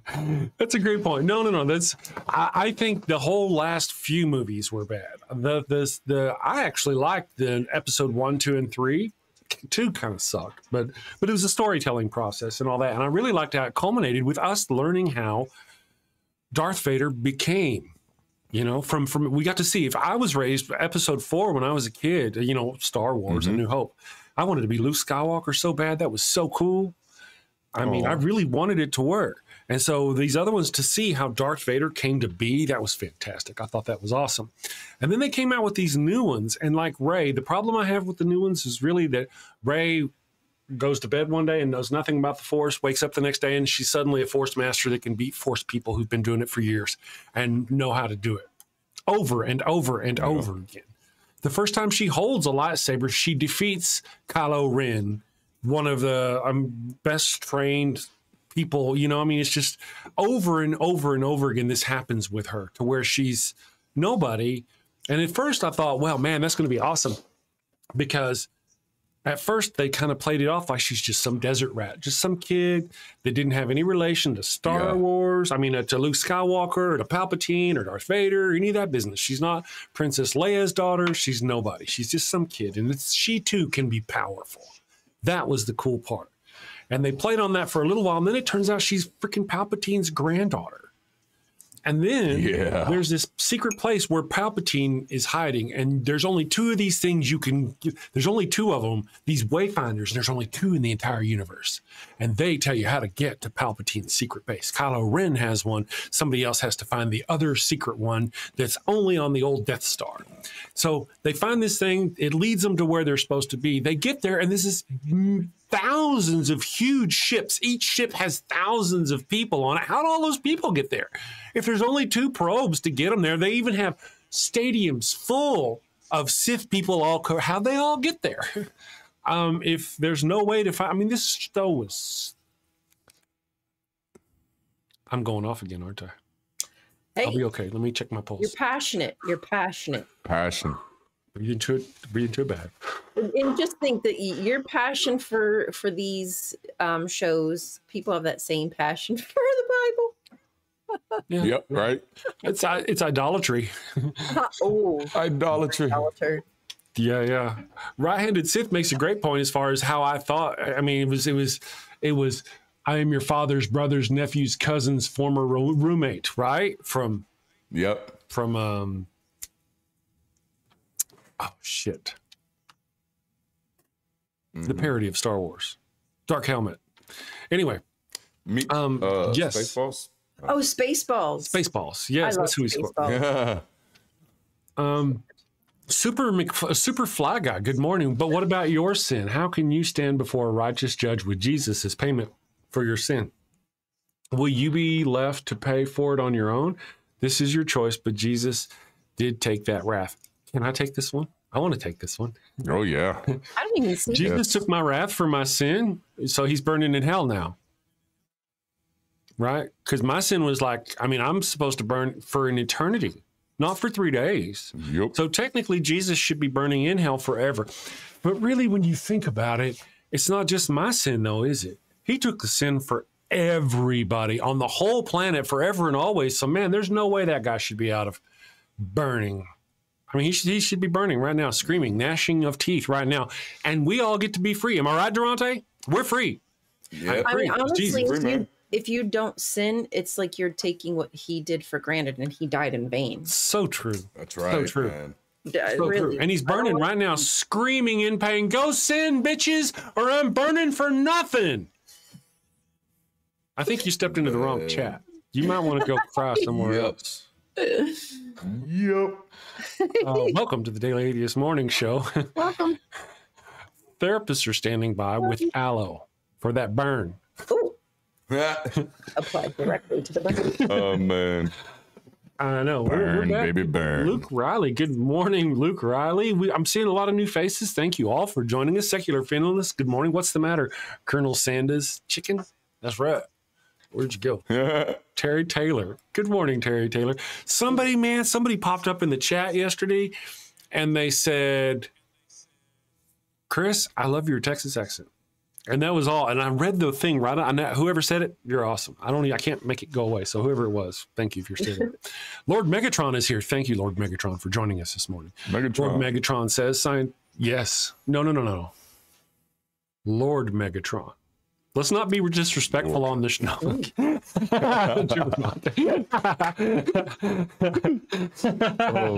careful. Scientology is the true religion. Tom Cruise is the Messiah. I don't know. I heard he was stepping back from being the Messiah. Ooh. Yeah, I think they might be trying to pull somebody up into the front line to be the new face. Oh. Someone not as loony. Because I think he was going a little too far into the loony toony instead of like the healed and, good living kind of guy. Yeah. Living his own life, not living by their... Right? James Gold is here. Apology. James. Oh, yeah. I wonder how they roll over there. I don't want to know. I know it's a pay-to-play scheme, I just don't have the money. Lord, oh, yep, he has a church in UK London. I don't know. I don't know. I'd have to look into that to see. I'm sure it's fun to watch, so. Galvatron rules. Galvatron. James Gold is here. James says, I was disappointed in Star Wars because it promoted a powerful bloodline similar to the divinity of kings.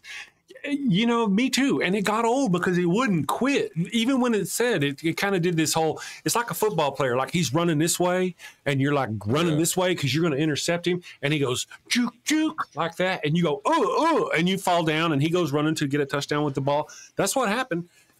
Yep.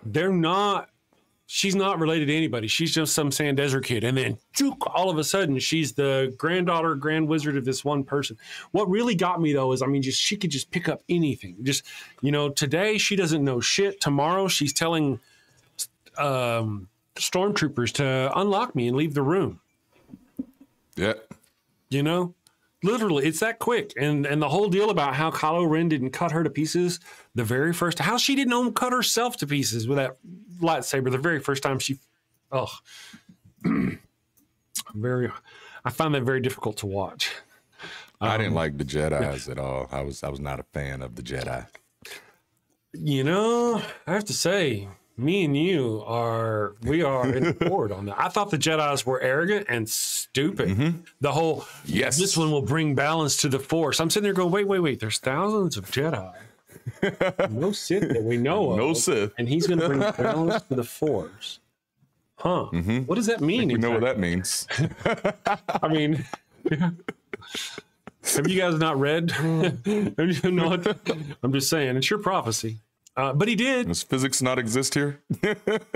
Yeah, I know. Logic, reason. Oh, man. They could use a Vulcan. Yes. The Jedi are the villains. I kind of, I don't know if the Jedi specifically, they could be considered villains. I could see that.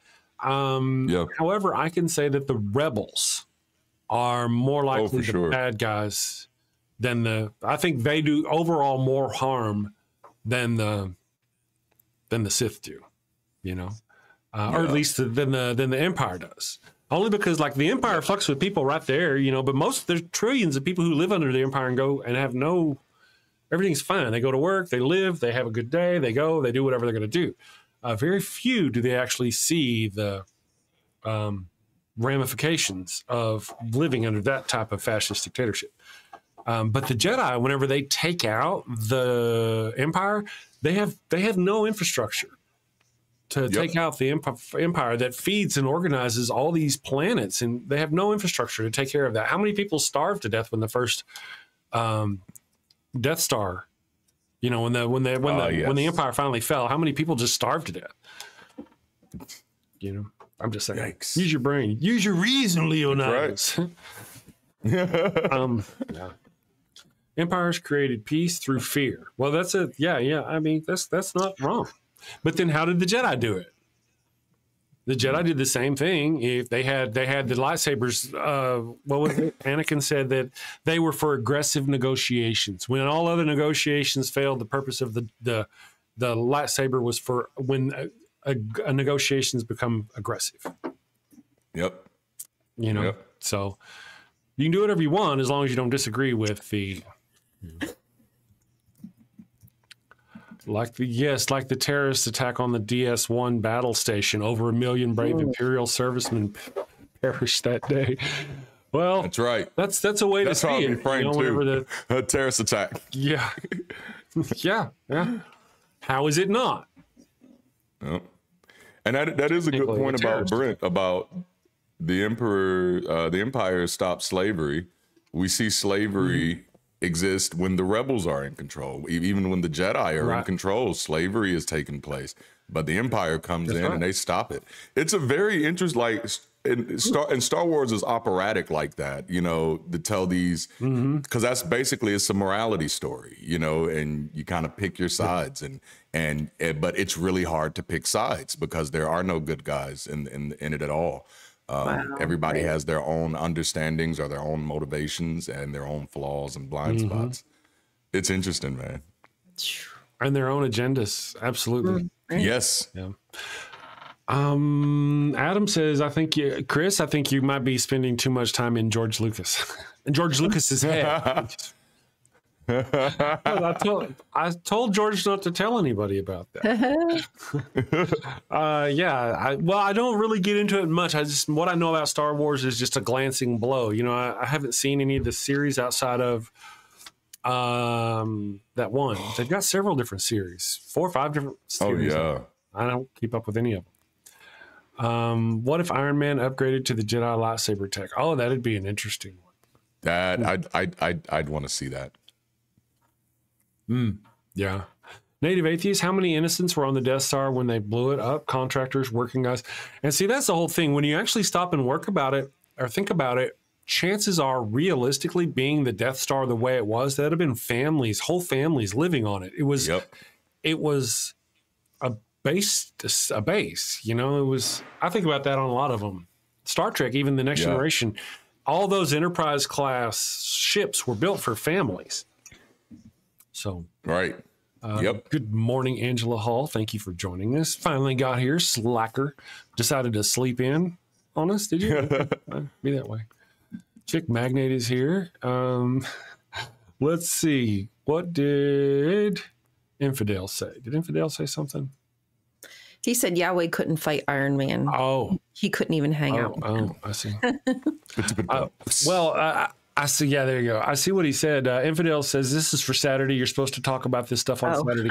Technically, I've actually stopped doing Sci-Fi Saturday because I was working on burning out and I didn't want to burn out. So, now I'm taking the weekend for myself. Saturday, of course, to take a break. And then Sunday for this, the day of the Lord. So, I got to take it. There you go. Got to take off. So I don't really get to talk about it anymore. You just have to suffer with this stuff. But again, I'm not terribly big on Star Wars. Mostly Star Trek. I'm a Star Trekkie. I'm a Trekker. Angela Hall, naps are the best. Oh, I love me some naps. I love a nap. I get up at like 2 o'clock, 2:30 in the morning. Today was 3 o'clock in the morning. I got to sleep until 3. And then, so I'll nap about 11 o'clock till about 1 o'clock. And that's a good day for me. I go to bed about 8 o'clock. I only nap if I'm sick. Yeah. I'm not a good napper. It's hard for me to sleep during the day. Yeah. I don't necessarily. I either can't fall asleep as quickly as I should, and then I waste the time that I should have been napping, or I nap too long and then I just feel worse. Oh yeah. Adam says the only sci-fi I watch nowadays is Japanese porn. And that is the best kind, Adam. It is indeed. That's the best sci-fi out there. If your arm can take it, I think it's too old for black. I'm too old for black holes in space. Gotcha. Oh yeah, black hole out there. Yes. Well, and maybe it'll get us. I'm looking forward to that. Naps are the only way for me to get enough sleep to function in the day now that I'm old. Ain't that the truth? If I can get up at 3 o'clock in the morning, it wouldn't be so bad. Technically, I guess I technically sleep as much as someone who gets up at 7 or 6. Yeah. You know? But, yeah. But, those hours between when I get up and, like, before the show and whatnot, that's all juicy brain stuff. I'm really productive and get a lot of shit done in that. That's good. Works for me. Yeah. Deviant Outcast, good morning, says, I get massive anxiety if I nap. That's given I manage to fall asleep at all. Interesting. Oh, yeah. Oh, yeah, I can see that. I think I'd probably, that'll be me. Like if I actually take a nap and I'm not sick, if I wake up and realize that I took a nap, I'll probably be very anxious for the next hour or two trying to figure out how, like, oh, snap, I got to recalibrate for the whole day. Yeah. Get back on schedule. Yes. Yep. Infidel says that's what Chris put out all the advertisements and questions sincerely and insomnia. Oh, yeah. I've been thinking though about doing the Sci-Fi Saturday. I mean, it's just on hiatus. What was that word you used? Is it hiatus? Sabbatical? You're on sabbatical. I'm on sabbatical. Yeah. Sabbatical from the Sci-Fi Saturday. Yeah, it may come back. But Shabbat. Now, of course, we have sabbatical. Now we have lots of atheist, heathenistic things to talk about as well. So let me come back over here and check our poll. Show me your poll. I did vote. I voted for David Koresh from the Branch Davidians. Let's see. Share this with people. Poll. There we go. Share. All right. So I voted for the Branch Davidian. Did you voted none or all above? Darante, did you leave a comment? I did not leave a comment. Dang it. I went with Applewhite because I can picture the Jesus with the same crazy eyes. I get that, Sean. That's cool. Yeah. Jesus never met the guy, says Black Sheep is hot. Jesus is not a cult leader. Have a nice day, says SBN Meadow. That's something cult leader members would say. Yeah.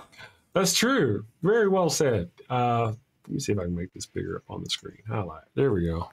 Why so much hate against Jesus? What about Islam? I get so sick of those. You people are, oh man, I just got to come up with a standard like response. I can type in here. Christians are not the one imposing their religion on the rest of us here in the U.S. Christians, not Muslims, are in the Supreme Court passing laws based on their religion. Christians, not Muslims, are forcing their religious texts on our children in schools. These are the reasons we are addressing Christianity and not Islam on my channel. So there's that. And then Ivan Kovac, he's posted a lot. Lots of words. There's a lot of words there. There's usually ignorance and stuff like that. Do you and your ilk of narcissists have the highest order who can't see past their pricks? I have a hard time sometimes, especially if I'm trying to look at my feet. Oh, man. I'll ignore that, though. Ali Bree said, tell me you don't watch the show without telling me you don't watch the show. Yeah, I have no idea what's going on. Name one law that does that. What does one law do? I don't even remember what the question is. Me neither. I don't know what that has to, yeah.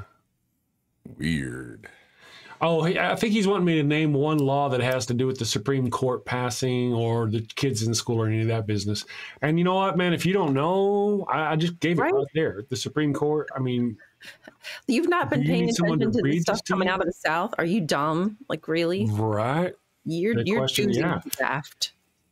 These things right here, not the Supreme Court based on their religion, that's about abortion. Christians, not Muslims, are forcing their religious texts on our children in schools. I mean, freaking Google is your friend, man. I'm just saying. People are stupid. Not that I'm YouTube, I'm not calling this individual stupid. I'm just saying. That's all I said. That's all I said. I can't take it back. I won't take it back. But they'll pull off my fingernails one of these days. And there we go. I'm going to stop sharing. Okay, you know what we're going to do, guys? It is the bottom of the hour. I'm going to go refresh my coffee, sit here and cry for a moment because the Lord is smiting me. And we're going to watch a Wild Bill. Or should we do Pharaoh's Curse? Wild Bill or Pharaoh's Curse? We haven't done Pharaoh's Curse in a day or two. And we got some newbies in the chat. Maybe we should do Pharaoh's Curse. Here we go.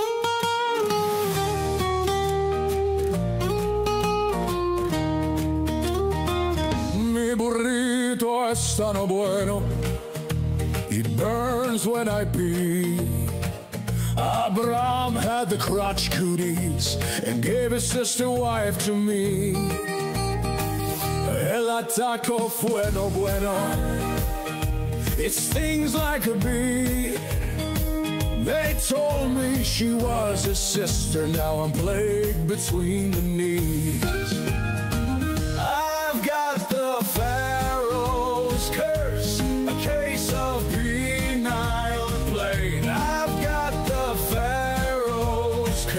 fire between my legs. Mi burrito está no bueno, a full bladder I fear. Brahms lies and Sarai's touch have left me itching front to rear. Mi burrito está no bueno, it burns when I pee.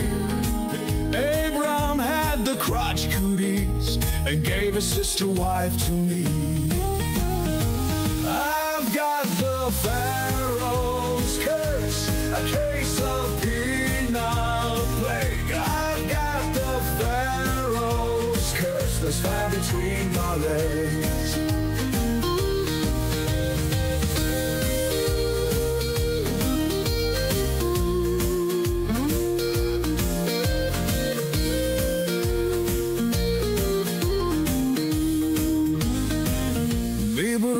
Está no bueno, a full bladder I fear.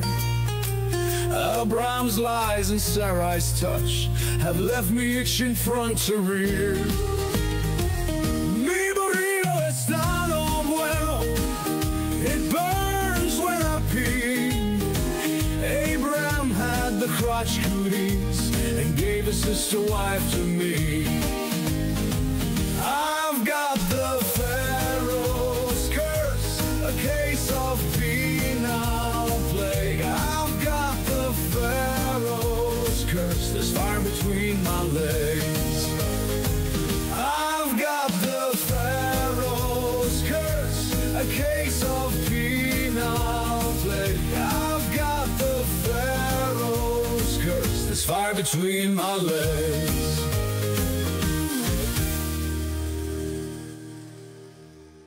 We're back in just a couple. Here we go. 3, and we are back. It surprised me too. I'm sitting there watching. I'm supposed to be saying something right now. Oh yeah, we're back.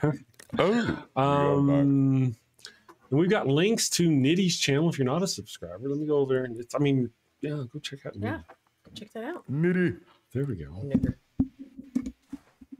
Nitty. Because I've seen. Oh yeah, Nitty. I am already subscribed. So. There we go.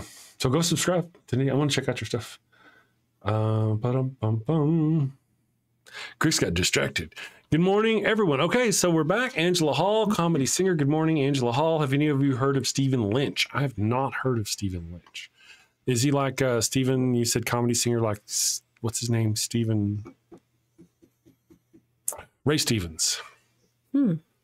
You familiar with Ray Stevens? I am not. I don't think. You're not familiar with it? I don't think. Yeah, they call him the Streak. Fastest thing on 2 feet.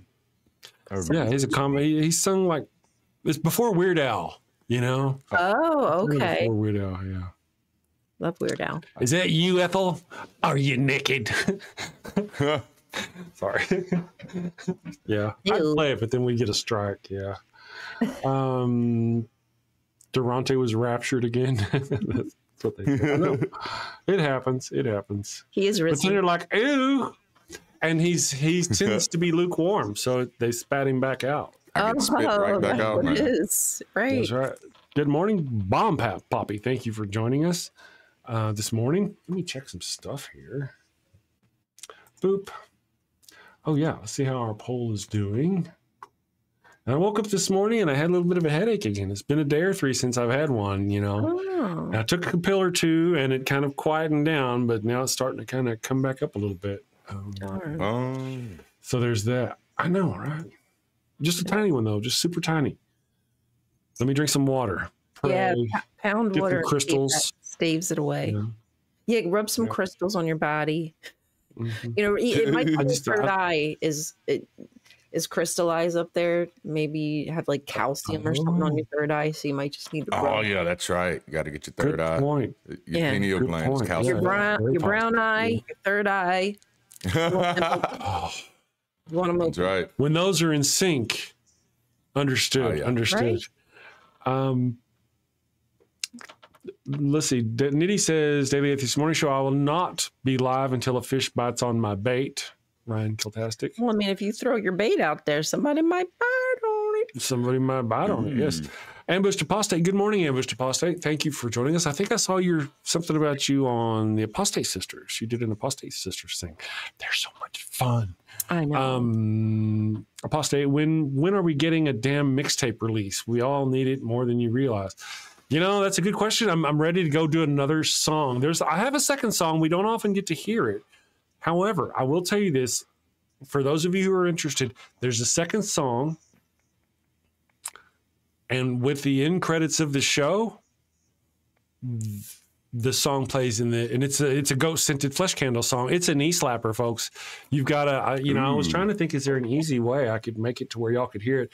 But if you listen to it, I can make it to where we listen to it, but it'll essentially just be the three of us sitting here bobbing our heads, but there's no video to it. It's just a song. Just a song. So that's why I have it playing in the background of our thing. So here in a bit, though, if you hang around for the end of the show, you'll get to hear a second song, and then it's a good Yay. Ambush Apostate says, I was on there. I had large shoes to follow after your interview. Oh, yeah, I'm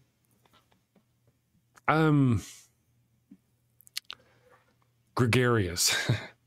Is that a good word? Yeah, obnoxious. You know, I'm energetically obnoxious is what I get to be. So, yeah, they are fantastic. They were a lot of fun. Patty, and they had their boobies. And they showed me their boobies. The JJ, yes, let's see. Are we subscribed to him? I'm sure I am. Let me go see. Ambushed Apostate. Let's go to channel. Do you drop content? Oh, look at you. Kill it with fire. Oh, it's just Ambushed Apostate. That's funny. I surprised you. So I subscribed. I hit the subscribe button. Now you have 216 subscribers. I have no idea about your content. There you go. You've got my face on your channel, though, so that's kind of cool. I'm always down with that. Let me share that. Oh, I can't get out. Hold on a second. The evil one has returned. Okay, guys. Okay. That is so exciting. Oh, it is. It's hard on the ear holes. Yeah. You know, the cute thing is, like, when we arrive together, we've been gone for a while, they'll all get in there and, like, say, the wife will get out and go in the house and I'll park the car. And they'll all gather around her and follow her. And whenever I'm walking up to the back door in the garage, I hear this little scratch. And it's Ollie. He stayed there in the laundry room. You know how that leads out to the garage, and he's there waiting. The only one still waiting for Papa. It's just, he's fantastic. Right-handed Sith. Well, we know who they love. That's true. Oh my goodness. It's fantastic. Thanks for the love, brother. Telling my deconstruction story now. Y'all are awesome. That's awesome. Glad to hear it. Yeah, I mean, I noticed from your thing, you just got a lot of shit going on, or have had. Oh, and I was going to share that channel thing here too. Let me see this. Boo, boo, boo, boo, boo. There's nitty, nitty, fofitty, fanana, fana, fofitty, fee, fa, fofitty, nitty. Oh shit! Damn it, man! Don't you know how to run a show? I need an engineer who knows how to run the show and like works for free. Pull it. Faint and Goat Coffee Company. Man, I'd like to get with them and find a sponsor. What the hell am I doing? Oh, Ambushed Apostate. There it is. See, that's part of the Ark Encounter fundraiser protest right there. C'est moi. This is his channel. Don't worry about him. Ignore him. This is not about him. It's not about the Ambushed Apostate. It's about Chris. I wasn't even talking to him until I saw my picture on his. No, I wasn't. There's a link, folks. If you're not already going over there and subscribing to his channel, go check him out. We'll have to have him on the show here, and Nitty as well. If Nitty's down, I don't see why Nitty's got his own shit. We'll have him on the show too. Ollie's not doing his job well enough. I know, right? Well, the evil one is here, and you know, like initially, whenever she first gets home, he's got to run in there with him. And when that happened, he just left me to my own devices, and shit just went to shit. So I get it. Sharing. You know how it is. You get it. I know, right? Like, et tu, Ollie? Leave me here all by myself, alone, scared. So there's a link. Let's subscribe to those people. Et tu, Billy Bob. That's right. Yeah. That's so funny. Oh, So I want to see that now. Man, I want to see Redneck Julius Caesar. I want to see it now so bad. That would be so good. Yeah. New levels. Yeah, that's fantastic. Actually, that's on Bill's list of. Oh, people are asking for some Wild Bill. I may have to play some. That's on Bill's list of monologues to do. Is not the one where you get the et tu. It's actually just shortly after that. It's the Friends, Roman countrymen, lend me your ears. Lend me your ear. Yes. Yeah. That's man. So it's mocked so often. They always stop right there. But if you go on, what he's saying about his friend and all this stuff is muy powerful, And I know the monologue. I mean, Bill knows the monologue. So he's Bill doing, that's his next monologue is Julius Caesar. It's the monologue of, oh man, who is the character? I can't think of the character's name right off. Who's actually doing the monologue, but so I've already got another Bill on the way in the makings. I like that. And we've got other productions coming soon. So we'll play here in a minute whenever we're ready to wrap up. We'll go ahead and we'll play a Wild Bill commercial, and then I'll end it up with the credits, and you guys will get to see the thing. The puppies are all right. Yes, Denora Balde, they are all right. They're here, and the evil one is doing stuff. She's home for today. She's usually off on Mondays, and as soon as she came home from a doctor's appointment, they just lost their nuts. Is it Brutus or Lucerus who does the anti-tyrant monologue? It's neither one of those. The one that's Friends Roman, I come to bury Caesar, not to. Now, in that particular monologue, he's talking about Brutus, so it's not Brutus. Brutus says he was ambitious. If it was so, right? Let's see. Friends, Romans, countryman's speech. And who does it? Don't tell me. Don't just put it out there. Mark Antony. Mark Antony. It's Mark Antony. Oh. That tracks. Yes. The evil that men do lives after them. The good is oft interred with their bones. So let it be with Caesar. The noble Brutus hath told you Caesar was ambitious. If it were so, it was a grievous fault. And grievously hath Caesar answered it, because he's been killed. It's good shit. And he actually, as he's there saying this monologue, he's under threat of being killed himself, because if he says the wrong things about Caesar, the crowd will turn on him. So he actually takes the crowd and turns the crowd away from being against Caesar and pro-Caesar. Yeah. And that's kind of what this whole speech is about. Because at first they're like celebrating that he died, and he's like, and they're like, I didn't come here to praise Caesar. I came to bury him. That's how he opens it after that. That's why everybody loses it after the, and they throw the ears up on the stage because that's funny. But once you get past that, it's a really badass monologue. Cool. Yeah, man. And you know what? Let me see here. All right, we'll go ahead and do that. My friends, thank you for joining me. I'm going to run our second Wild Bill for the peeps who haven't got to see our Wild Bill. And then whenever we're done, I'll say bye, and we will go to the end credits. They can hear the Goat Scented Flesh Candle song. So if you haven't heard the Goat Scented Flesh Candle song in its entirety, hang out. We'll sing that, and you'll hear that in just a second. Thank you, Darante and Ryan, for joining me today. Yes, thank you. Send safely, my friends. Indeed. And we will see you tomorrow. Bye. There we go. Hello, and welcome to Shakespeare with a Redneck. Finally, I'm Wild Bill Wigglestick, and this is my trusty sidekick, Willie the Kid. And we'll be your handsome hosts, your gilded guide, your cowboys, concierges to Shakespeare. Oh, how cute. Wait, is that et tu, Ollie? Run along, little doggy. Bill, where the hell have you been? Well, I've been roaming the earth, going back and forth upon it, to and fro and whatnot. I like to travel too. Wait a second. Yep, back and forth upon earth, doing unto others before they do unto me. Bill, are you quoting the Bible? Trying to quote the Bible? Indeed I am. Despite my appearance, I am a man of culture and know many things, not just Shakespeare. Really? So you have a Shakespeare monologue related to atheism or skepticism? Indeed I do. Bear witness. Oh, this is going to be good.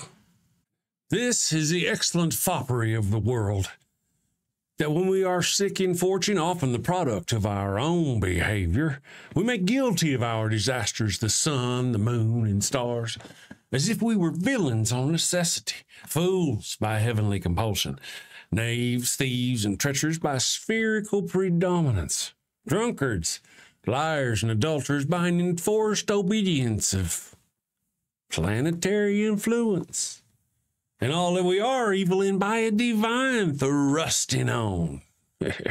An admirable evasion of whoremaster man to lay his goatish disposition to the charge of a star. My father compounded with my mother under the dragon's tail, and my nativity was under Ursa Major, so that it follows I am rough and lecherous. I should have been that I am, had the maidenliest star in the firmament twinkled on my bastardizing.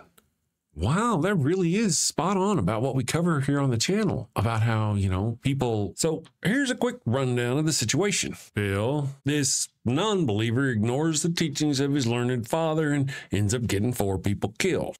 Bill, that's not... Okay, carry on. Shakespeare was a heathenistic non-believer bound for the fiery pits of hell, just like yourselves. I don't think. And in order to throw the murderous church of the time off his heathen trail, he writes the skeptic as a sneaking, lying, adulterated father and brother, hating and betraying villain who ends up getting his comeuppance in the end. Bill, oh, come on, man. You're always blah, blah, Bible stuff, blah, blah, boring. You got to spice things up. Bill, tacos are spicy. Everybody loves tacos. Bill, tacos and boobies. Okay, you're not wrong there either. Tasty and delicious culture, baby, coming at you. Avoid the storm of familial discontent. Blow winds and clap your cheeks by clicking that subscribe button and hitting that. Wait a second. Don't you mean crack your cheeks? Nope. Bill. Send safely, my friends. Take care. Peace.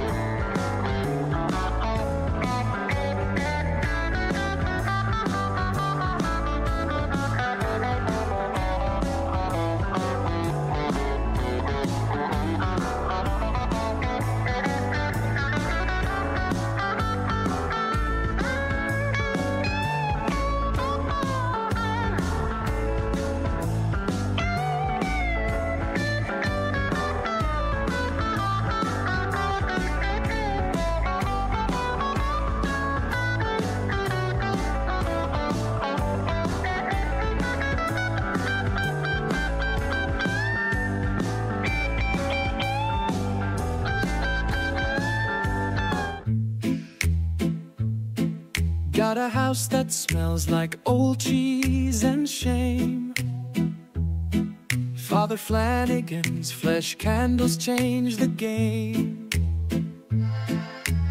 Goat-scented thrills for your soul's delight. Light it up, baby, make your room right. When you've sinned and need to atone, light a candle and avoid the stone. Smell the goat in a holy zone. Father Flanagan here to set the tone. Confession booth, busy, no need to stress. Light a candle and forget your mess. Gross odors vanish like sins in the wind. With each wick, guess who's your new best friend? When you've sinned and need to atone, light a candle and avoid the stone. Smell the goat in a holy zone. Father Flanagan here to set the tone. Lambs and calves may have their day, but goat's the scent that leads the way. Clean your slate with a sniff so pure. Father Flanagan's got the cure. Turn your home into a saintly space. With every whiff, find redeeming grace. From your living room to the kitchen sink, light the gold candle, don't even think.